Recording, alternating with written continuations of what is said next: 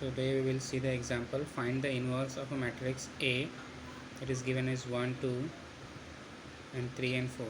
So as given in the last class, the similar example I am taking, that is, as determinant of A we have to identify. So determinant of A is equal to 1, 4. That first multiply, then 2 and 3 will multiply, you will get the minus 2.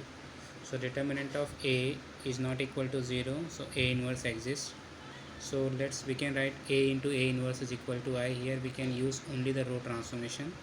So first way to convert, that is R2 element as 1, because A11 element is already 1. So the number which is written below the 1 is we have to convert that as 0.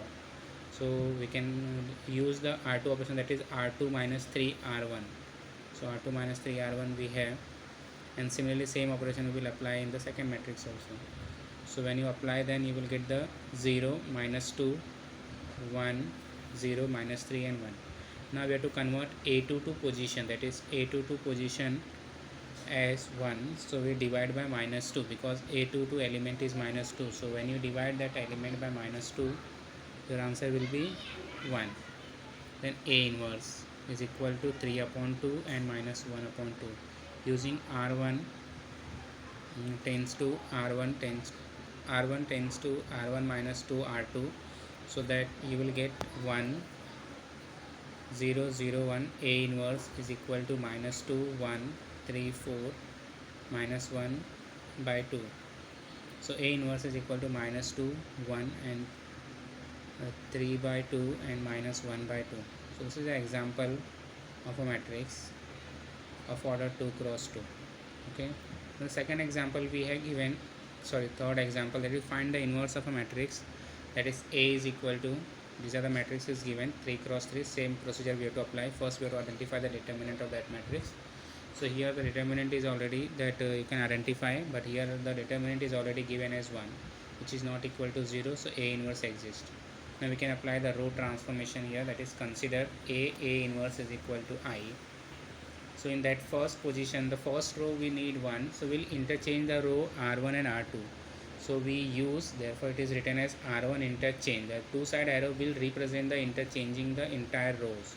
So we'll interchange the R1 with R2 in both the matrix, first and second, left hand side matrix and the right hand side matrix. After converting 1, we have to convert as number written below the 1 as 0. So 3, 2, we have to convert as 0. So R2 tends to R2 minus 3 R1 and R3 tends to R3 minus 3 R1, 2 R1, sorry. So this we can convert. So now we have to convert as R2 to element, that is A2 to element as 1. So I multiply by minus 1. Sign will get changed. Now this element as 0, 1, 1, 0, 0, 1. So we have to convert this element as 1.